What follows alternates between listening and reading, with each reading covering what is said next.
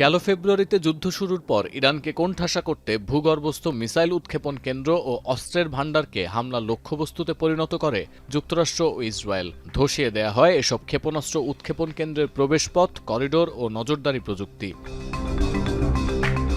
পেন্টাগনের এই কৌশল শুরুতে কাজে আসলেও দমানো যায়নি বিপ্লবী গার্ড কর্পসকে।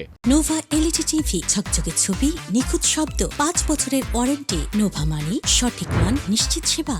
বুলডোজার ও ডাম্প ট্রাকের মতো সাধারণ সরঞ্জাম ব্যবহার করে মাটির নিচের ওই মিসাইল সাইটের প্রবেশপথ আবারও সচল করেছে আইআরজিসি। প্রচণ্ড ব্যয়বহুল ক্ষেপণাস্ত্র ব্যবহার করেও ইরানের প্রতিরোধ শক্তিতে চির ধরাতে পারেনি মার্কিন সেনারা, যার প্রমাণ মিলেছে সিএনএনের প্রতিবেদনে।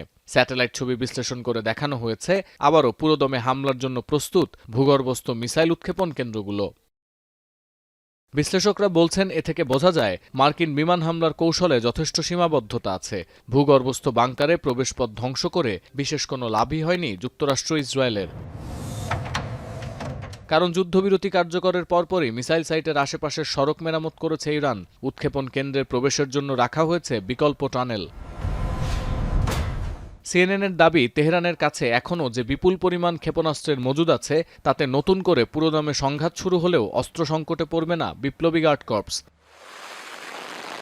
তাই প্রশ্ন ওঠে, Midnight Hammer, Epic Fury, Absolute Resolve, থান্ডারবোল্টের মতো উচ্চ পর্যায়ের সামরিক অভিযান চালিয়ে আদৌ কতটা সফল যুক্তরাষ্ট্র? পেন্টাগন বারবারই মার্কিন সেনাদের সাফল্যের দোহাই দিয়ে আসলেও বাস্তবে দেখা যাচ্ছে প্রচুর ব্যয়বহুল অভিযান চালিয়ে অর্জনের খাতায় খুব বেশি কিছু যোগ করতে পারছে না ওয়াশিংটন।